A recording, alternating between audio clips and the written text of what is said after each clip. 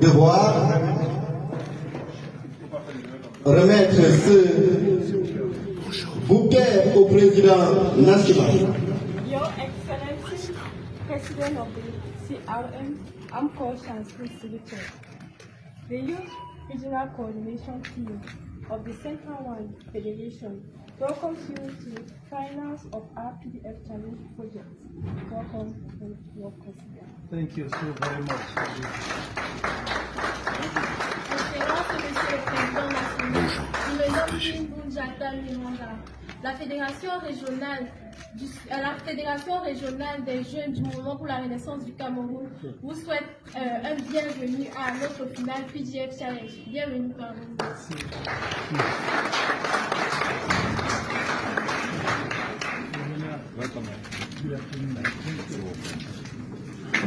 Merci, Monsieur le Président national.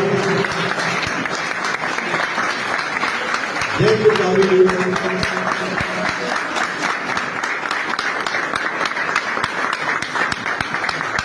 Nous n'avions pas pris au départ lorsqu'on voulait à tout prix avoir le président national parmi nous.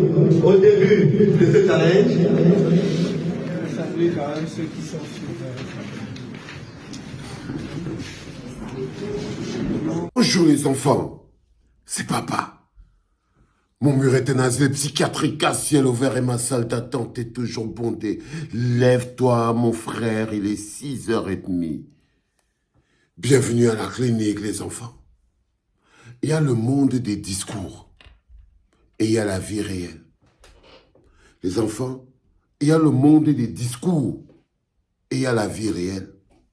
Lorsqu'un homme est incapable de faire vivre et de vivre réellement, il enferme son peuple dans le monde des discours.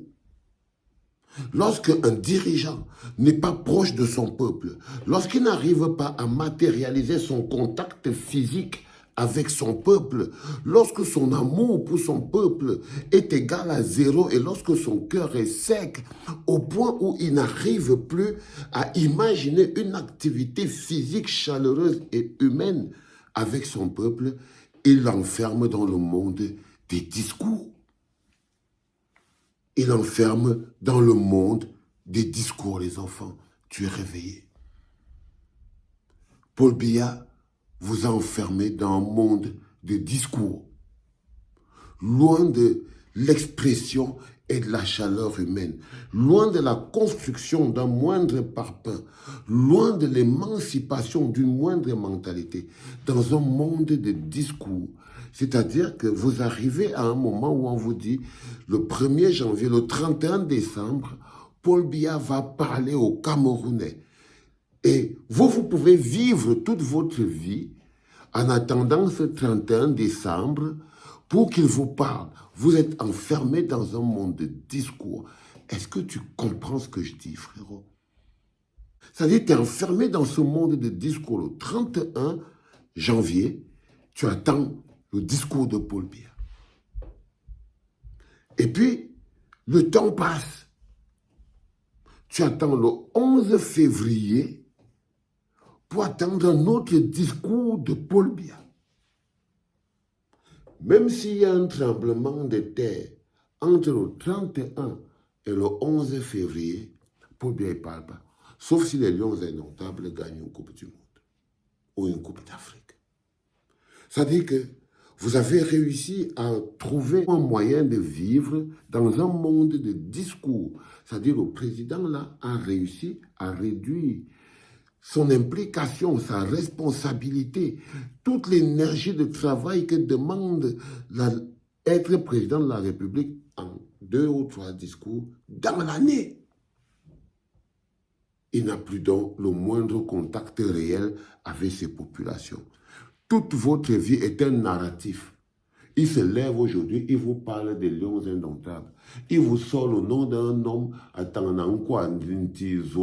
Jean, que vous devez prendre pour exemple. On te demande, tu connais ce monsieur, tu n'en sais rien de qui il est. Il est devenu quelqu'un parce que Paul Biya dit son nom, je ne connais même pas son nom. Je sais qu'il a prononcé le nom d'un mot là au milieu de ce discours.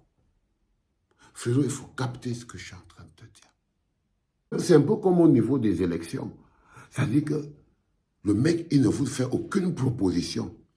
Il vous dit qu'il se tiendra à vos côtés. C'est tout son programme là-bas.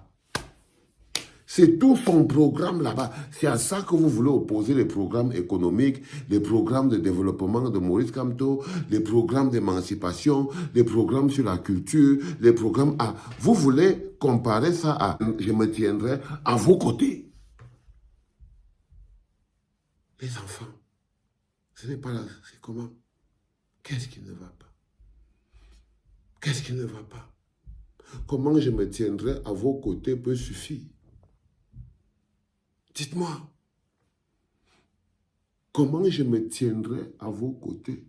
N'écoutez pas les autres. Je vais me tenir à vos côtés dans ce pays où on est en train de s'écrouler. Il dit qu'il va se tenir à vos côtés. Il faut aller faire l'agriculture. Il faut aller faire l'agriculture. Il va se tenir à vos côtés pour vous aider à aller faire l'agriculture. Ça, c'est quand un mec est enfermé dans un monde de discours lui-même et il vous a enfermé dedans. Et puis, il y a la vraie vie. Et puis, il y a la vraie vie, quelque chose de dynamique. Ça, c'est à l'échelle d'un parti. Des jeunes qui reçoivent des diplômes à l'occasion de la fête de la jeunesse après une formation en communication pour pouvoir être outillés à être des personnes utiles dans la société. La jeunesse est récompensée parce qu'un petit moment de formation et on choisit le point culminant du jour de la fête de la jeunesse pour leur donner leur diplôme. C'est symbolique. Ça met en lumière le travail. Ça met en lumière une célébration. Un jour qui célèbre le travail, c'est plus un jour pour boire seulement la bière. C'est-à-dire que c'est l'expression de à quoi ressemble la fête de la jeunesse, selon Maurice Kamto. Un jour où on célèbre l'excellence de la jeunesse. Quand vous regardez cette vidéo, c'est la version de qu'est-ce que représente la fête de la jeunesse pour Maurice Kamto. C'est un jour où on fête, où on célèbre l'excellence de la jeunesse. C'est-à-dire que les enfants ont pris leur diplôme après la formation. À l'échelle nationale, ce sera un moment où on fête les jeunes qui se sont illustrés dans le monde. La fête de la jeunesse pourrait devenir un moment où on célèbre ces jeunes qui, pendant toute l'année, ont été des exemples dans le monde, dans des réussites économiques, sportives, culturelles, politiques.